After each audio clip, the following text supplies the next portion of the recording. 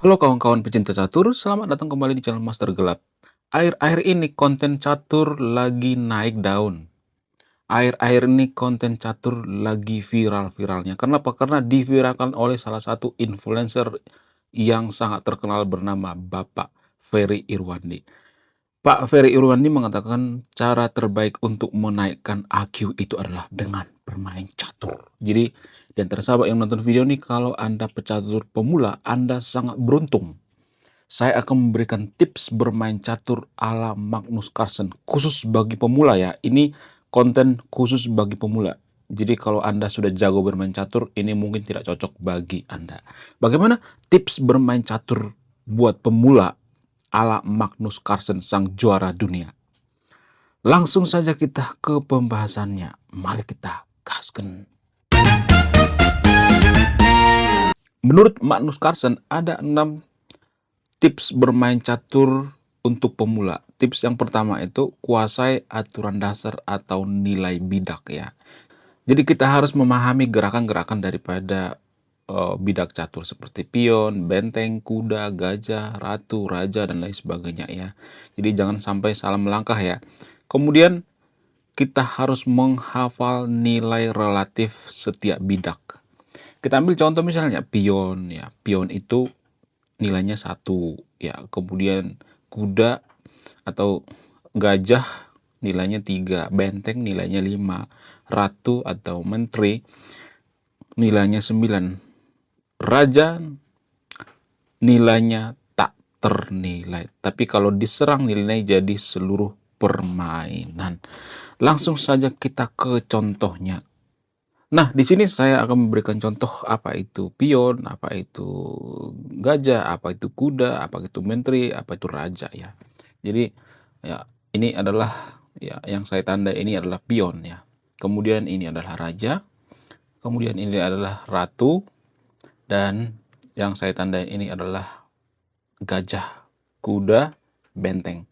Ya, kalau pion itu melangkah biasanya satu langkah bisa 2 langkah juga ya. Tapi ya kalau pertama kali melangkah itu bisa 2 langkah.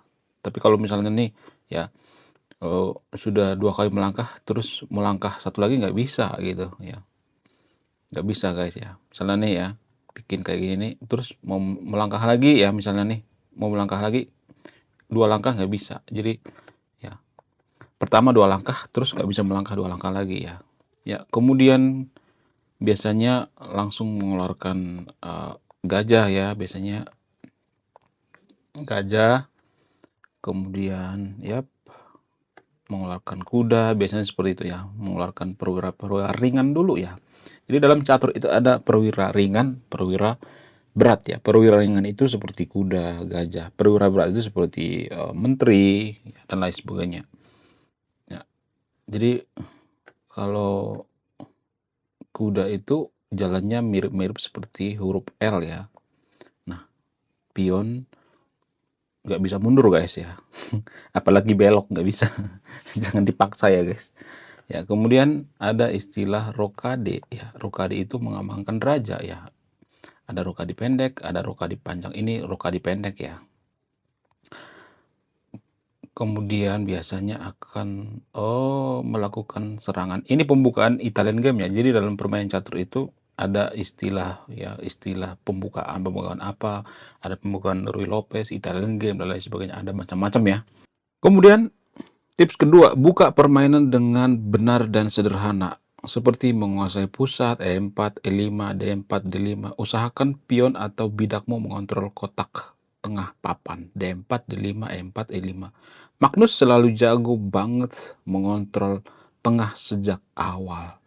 Bagaimana tipsnya? Keluarin kuda, kemudian prioritaskan pengeluaran bidak ringan seperti kuda, gajah, ke posisi aktif terutama yang ngawasin pusat. Jangan buru-buru mengeluarkan ratu ya. Ini khusus buat pemula ya. Kalau udah jago mah nggak apa-apa ya ngeluarin ratu. Tapi biasanya mereka langsung skakmat ya, menskakmat lawan. Nggak apa-apa keluarin ratu cepet, tapi harus bisa menskakmat lawan ya. Takutnya kalau cepat-cepat dikeluarin ratu atau menteri itu menterinya bisa kena trap guys ya, bisa kena jebak ya. Kemudian rokade cepat ya, lindungi rajamu secepat mungkin dengan melakukan rokade, biasanya rokade pendek ya, rokade panjang dan lain sebagainya. Ini salah satu prinsip dasar terpenting yang Magnus pun lakukan di hampir setiap game. Kemudian jangan gerakin bidak yang sama berkali-kali di pembukaan ya. Jangan melakukan hal seperti itu. Kita langsung ke contoh ya. Langsung ke contoh guys. Yap. Ya, kita contoh. Jadi kalau kita perhatikan di sini ya ada petak E4, E5. Nah, ini nih kotak-kotak pusat ini guys ya. Nanti akan saya tandai di sini ya. Ini kotak pusat. Yang 4 ini kotak pusat. Jadi itulah alasannya kenapa pecatur itu selalu ya biasanya ya memainkan A4, E5 untuk apa? Untuk langsung menguasai pusat ya biasanya. Itu tujuan daripada pembukaan E4, E5 ini ya. Kalau di antara sahabat misalnya sering nonton bapak main catur misalnya, kenapa sering melakukan pembukaan seperti ini atau pembukaan seperti ini? Apa alasannya? Karena untuk menguasai pusat ya. Itu alasannya. Kemudian ya setelah kita misalnya berusaha menguasai pusat, maka keluarkan bidak-bidak ringan seperti gajah, kemudian kuda dikeluarin ya. Ya, kemudian ya harus dikeluarin dan hati-hati pionnya jangan sampai ini ya, sampai hilang ya. Kemudian apalagi ya, jangan menggerak-gerakkan ya perwira yang sama pada saat pembukaan kecuali keadaan terpaksa ya, kecuali keadaan terancam ya. Contoh misalnya ya, contoh ya kalau misalnya rokade terus misalnya Hitang melakukan ini ya, ada gerakan seperti ini misalnya, mengancam misalnya. Ini kan ancaman enggak ini ya, enggak terlalu penting ya, kemudian dia menggerakkan kuda ke sini ya, kemudian digerakkan lagi ke sini ya, ya.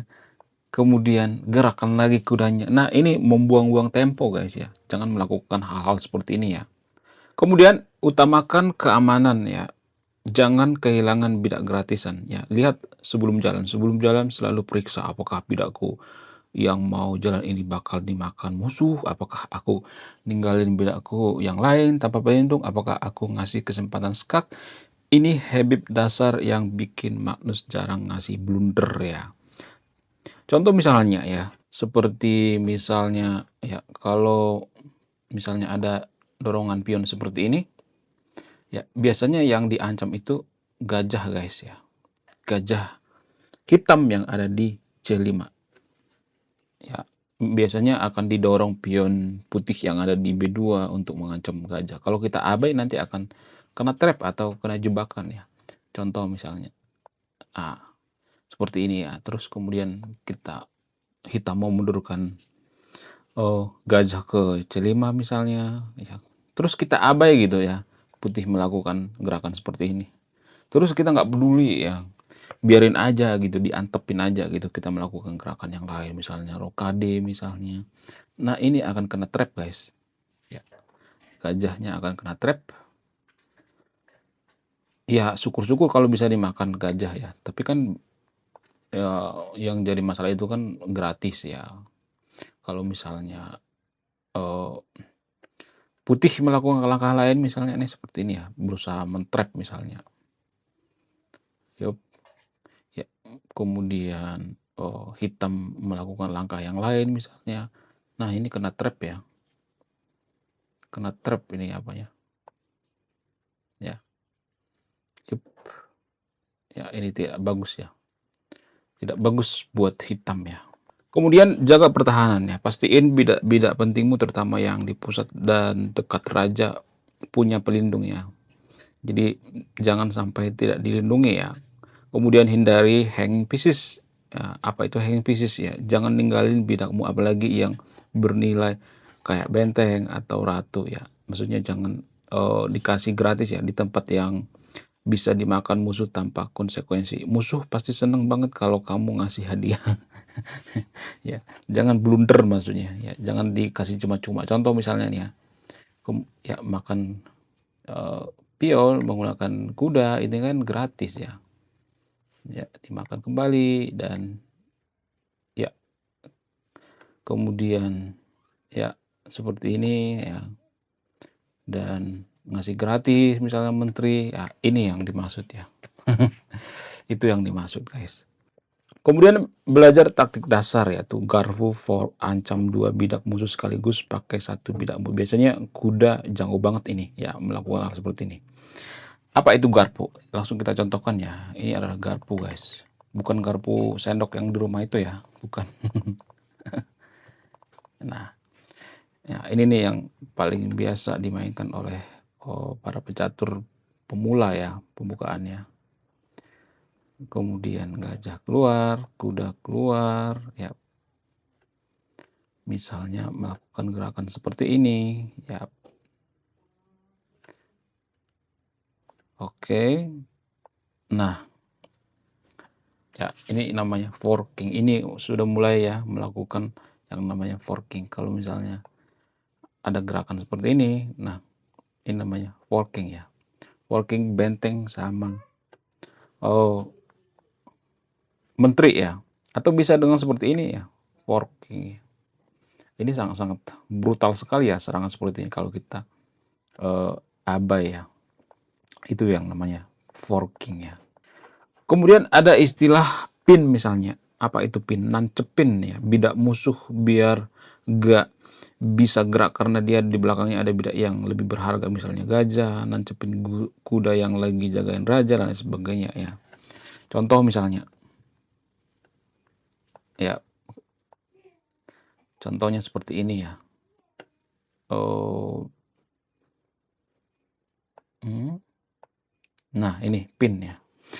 Jadi gajah pinning kuda ya, karena kudanya ini nggak boleh gerak kemana-mana karena dia kan kehilangan pieces atau menteri. Ini namanya pin, guys ya.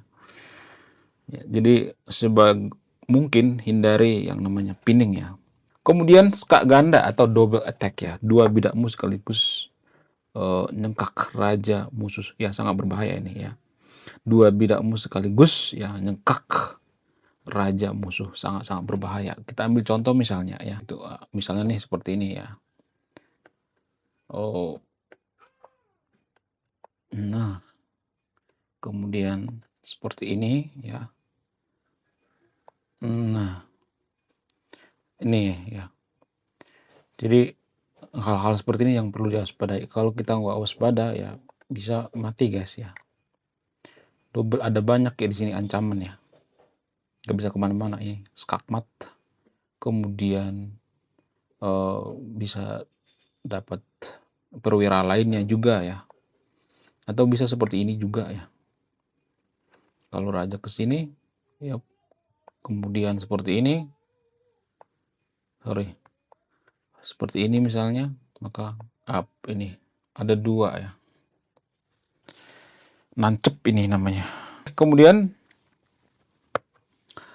carilah latihan taktik, banyak aplikasi di situ seperti chess.com, lichess dan sebagainya ya. Sekarang tips yang kelima, fokus ke pion dan struktur sederhana. Pion itu pasukan, jangan anggap remeh itu pion ya. Mereka mengatur ruang, lindungi bidak lain dan bisa jadi promosi, jadi ratu ya. Magnus sangat ahli memainkan pion ya. Hindari pion ganda, maksudnya pion yang saling bertumpuk ya. Hindari seperti itu. Kemudian pion di depan raja, rokade. Jaga pion depan rajamu yang udah rokade. Jangan dorong sembarangan kalau nggak perlu ya. Biar apa? Biar benteng pertahanan tetap kuat. Ini yang sering saya lakukan ya. Saya sembarangan ngedorong pionnya. Kita ambil contoh misalnya nih ya. Ya, dalam contoh seperti ini ya. Kemudian kita melakukan gerakan seperti ini ya. Kemudian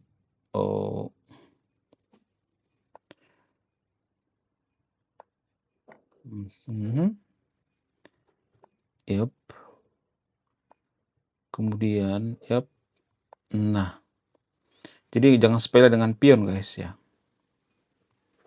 Ini pionnya bisa ini, guys ya. Bisa apa namanya? Bisa jadi menteri lagi gitu, skak lagi gitu. Ya.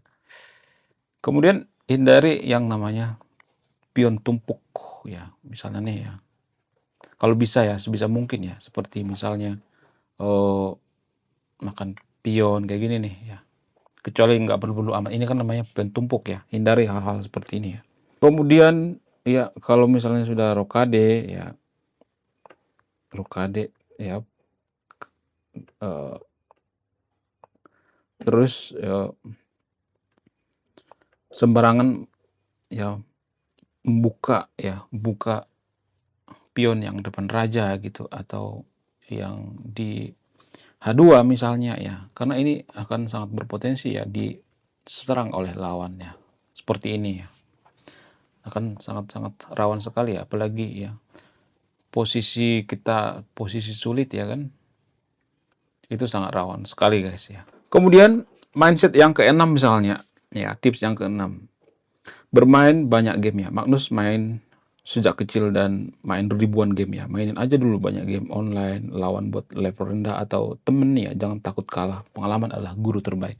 Kemudian analisis game sederhana ya, jangan malas ya setelah main, apalagi kalau kalah, tanya dirimu sendiri, kapan aku mulai ketinggalan, di mana kelemahan saya, kok saya bisa keteteran dan sebagainya. Jadi cukup ya analisis satu saja permainan gitu, dan temukan di mana kesalahannya. Kemudian bersabar dan nikmati proses ya.